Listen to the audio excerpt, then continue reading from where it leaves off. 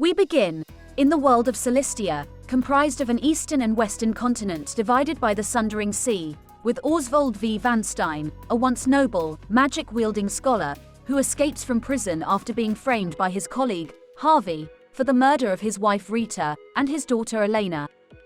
Both Rita and Elena are members of the Lumina bloodline, descendants of Aelfric the Flamebringer, an ancient god who defeated the Dark God, Vide the Wicked, before sealing him and his domain, Vedonia, beneath the Sundering Sea, by creating 4 divine fires throughout Celestia, known as the Sacred Flames. Rita and Elena were actually kidnapped by Harvey, who also stole Oswald's research for use in his experiments to attain the One True Magic, a magical power theorized to be greater than all known elemental magics.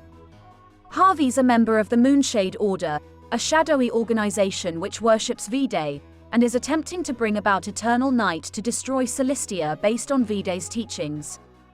Harvey's been tasked by them to create the Book of Demons, a powerful dark magic tome, by combining the remains of Vide's ancient servant and founder of the Moonshade, Archmage Darkest, with Elena's Lumina blood. Oswald's forced to fight and destroy a golem Harvey created using Rita's blood after he tortured and killed her, before facing him directly in battle, with Harvey using a dark form of the One True Magic, and Oswald using a light form of it, managing to defeat Harvey and rescue Elena.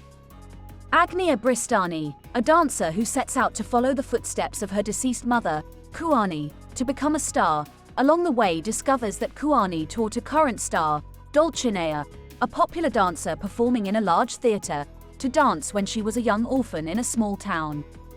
Agnia encounters a traveling troupe, one of whose members is Tansy, secretly also another Moonshade member, tasked with locating the flames during her travels.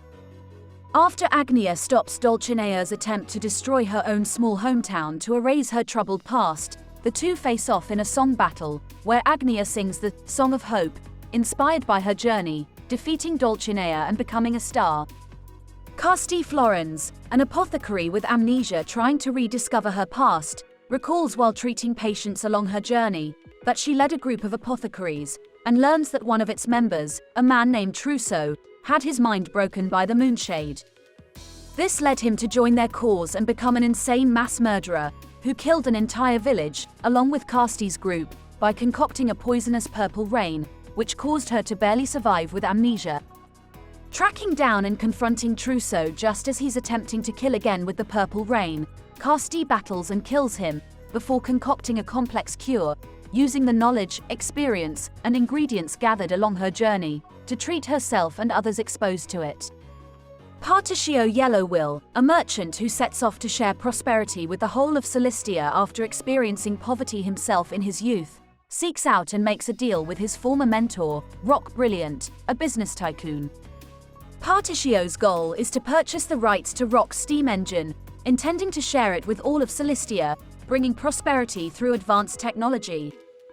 Along his journey to acquire funding for the deal, Particio meets Ori, a scrivener for a newspaper, which she infiltrated to further the cause of the Moonshade, secretly being another of its members.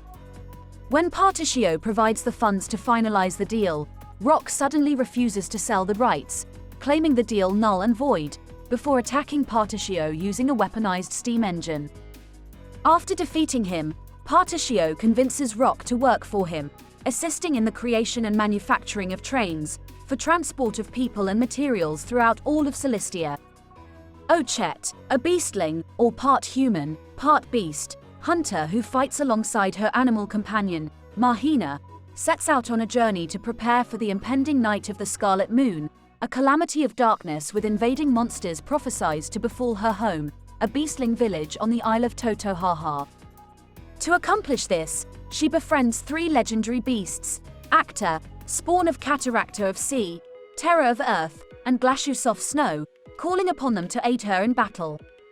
Once the night of the Scarlet Moon begins, Ochet fights her way through waves of shadow creatures.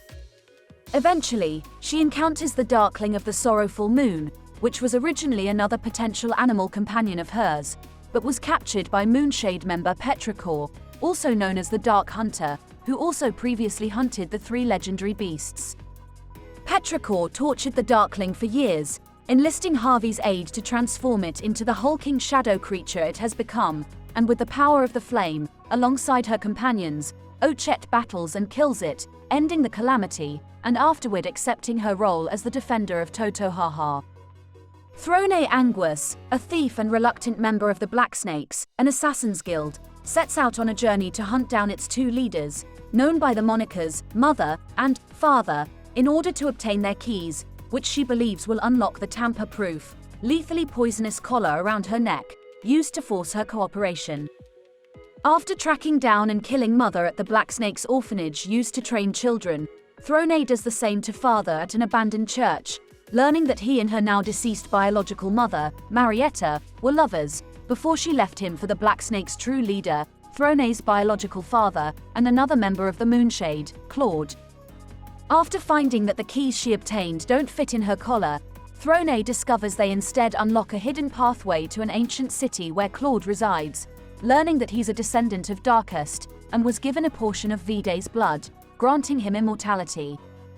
The members of the Blacksnakes are Claude's biological children, sired with different women over many years in his quest to create a vessel for Vide's return, using the guild to weed out the unworthy, and producing the strongest of them all, with the final test being Claude's own defeat. Enraged and disgusted, Throne battles and kills Claude, before taking his key, using it to finally unlock her collar and obtain her freedom. Hikari Ku, a warrior and crowned prince of the Kingdom of Ku, is betrayed by his half-brother, General Mugen, who stages a coup, overthrowing and killing their father, King Jigo, claiming the throne in order to forcefully expand the kingdom, ending its current era of peace. Forced to flee Ku in search of allies to help him reclaim the throne, Hikari seeks out and recruits Kazan, a former advisor and strategist of Ku, and together they gather additional weaponry and comrades in preparation for battle. Returning to Ku with a small army, Hikari is forced to fight through Mugen's forces, including his advisor, General Argehar, before finally arriving in the throne room and confronting Mugen himself. Mugen reveals that he ordered the death of Hikari's mother, Kura, due to her being another member of the Lumina bloodline, making her a natural threat to Mugen by possessing powerful light affinity, as Clan Ku are also descendants of Darkest, possessing powerful dark affinity. Enraged at this revelation, Hikari's dark affinity manifests as his shadow form, which he's able to battle and overcome with his light affinity, transforming his own power. Mugen then brandishes the Dark Blood Blade, an ancient shadow weapon passed down through the Ku royal line, which consumes him, transforming him into his own shadow form, forcing Hikari to battle and kill him. Afterward, Hikari informs the forces outside of Mugen's death, calls for a ceasefire, and is crowned the new king of Ku, declaring a return to peace. Temenos Mistral, a cleric and inquisitor in the Order of the Sacred Flame, a religion which worships Aelfric and the Flame, headquartered at Flame Church, begins investigating the murder of Pontiff Jurg, the most prominent member of the Order, who appointed Temenos to the position of Inquisitor before his death. Temenos discovers a portion of the Book of Night, another powerful dark magic tome, hidden by Jurg just before he was murdered, and the crime scene is taken over by the Sacred Guard, the militaristic protection branch of the Order. After conversing with Mint, a sister of the Order who works at the nearby monastery alongside Temenos, he sets out on his own, ahead of the guard, to follow the trail of one of Jurg's most recent acquaintances, a scholar named Lucian. Temenos finds Lucian, also murdered, and deduces the identity of the culprit of the murders, Vardos the Architect, a lesser Moonshade member attempting to complete a dark ritual from the Book of Night. After Temenos apprehends him, Vardos is taken into custody by Captain Caldina, leader of the Guard, including the Sanctum Knights, its elite soldiers, and escorted back to their headquarters. Meanwhile, Temenos continues to follow the investigation's trail, leading him to the ancient Felsen ruins, which Lucian was studying. The ruins reveal the history of the Cal tribe, who fought against Darkest using the power of the flame, and whose descendants lived in the ruins until they were slaughtered to death in recent years by the Moonshade. Returning to the Order's headquarters to interrogate Vardos, Temenos discovers that Caldina is also a member of the Moonshade, as she secretly had Vardos killed, with all records of his arrival destroyed, in order to tie up loose ends and obtain his pages from the Book of Night. Upon tracking Caldina down to an ancient altar, Temenos learns that she's also a member of the Cal tribe, and her quest for vengeance against those who murdered her people was exploited by the Moonshade, who lied to her about those responsible in order to use her as their own pawn. Infiltrating the Order to destroy it from within and obtain the now completed Book of Night, she attempts to summon its power using a ritual the Moonshade knowingly taught her incorrectly, and is transformed into a shadow creature, before being defeated and killed by Temenos. Afterward, the Guard's crimes are brought to light and it's stripped of its authority, with its corrupt members punished for their involvement. After the 8 travelers all gather together around a campfire to celebrate their successful adventures, they go to sleep, all having the same dream, of the 4 flames being extinguished, breaking Elfric's seal, resulting in the return of V-Day upon Vedonia. Awakening to an eternal night of complete darkness, despite it being daytime, the travelers set out to locate and reignite the flames, first journeying to Totohaha. There, they discover that during the night of the Scarlet Moon, Petrichor sacrificed herself to the Darkling, allowing it to kill her before Ochet fought it, while in possession of the Dark Blood Bow, another ancient shadow weapon. She obtained the bow from Roy, Temenos' close friend and fellow Inquisitor, who found it hidden within the church, before turning him into a shadow creature, which Ochet was forced to battle and kill when it invaded her village as a precursor to the Night of the Scarlet Moon.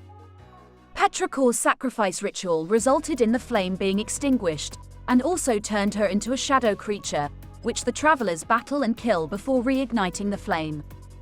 At the second flame, on the outskirts of Ku, it's revealed that Kazan's true name is Oboro, originally a low-born citizen of a nation conquered by Ku, who joined the Moonshade upon witnessing the atrocities of war. After Hikari killed Mugen, Oboro took the Dark Blood Blade and kidnapped Argehar, killing him with it as a sacrificial ritual to extinguish the flame. Reaching the third flame, in the Felsen ruins, the travelers find the scattered pages of Ori's journal, revealing that she's Oboro's sister. She collected both the Book of Demons and the Book of Night after Oswald's battle with Harvey and Temenos' battle with Caldina, combining them into the Dark Blood Grimoire, another ancient shadow weapon. Performing a sacrificial ritual with it in her possession by stabbing herself, she offered her own blood to extinguish the flame, before being found unconscious, receiving treatment for her injury, and disappearing upon recovery. Returning to the fourth and final flame at Flamechurch, the travelers learn that Mint's real name is Arcanet, another immortal and the current leader of the Moonshade, primarily responsible for the orchestration of their machinations. She received the Dark Blood Staff, another ancient shadow weapon, from Claude, who used his black snakes to locate and steal it, and with it in her possession, completed the sacrificial ritual to extinguish the flame by killing Tansy, whom she seduced with the false promise of love. After battling and killing Arcanet, the travelers reignite the last flame, revealing Vedonia's exact location in the middle of the Sundering Sea, where they travel to, confronting Oboro just before he sacrifices himself to become V-Day's vessel, resurrecting him. After a fierce battle, during which all 8 travelers join forces to fight in unison, they manage to defeat V-Day, who then fades away, resulting in the breaking of a new dawn. However, before the travelers can rest, they encounter a mysterious traveler named Al, and after procuring and translating a peculiar tome entitled From the Far Reaches of Hell, for him, he locates and opens the Gate of Finis, a portal between the worlds of life and death, located on a remote island in the Sundering Sea. Following Al there, they find him on the verge of death, before they face a final threat. Guldera the Fallen, one of the 13 gods who created Austera, another continent, and who was defeated by different travelers in previous events. After the fiercest of battles, the travelers manage to defeat Guldera, preventing his resurrection, and before departing, Al thanks them and reveals his full name, Alfred Hornburg, the same name as the last king of a fallen kingdom where the Gate of Finis in Austera is located. With Celestia finally saved, the travelers each go their separate ways, eventually reuniting after some time has passed, along with all the people they met on their travels, to watch a performance put on by Agnia, with a song based on their journeys, entitled Octopath Traveler.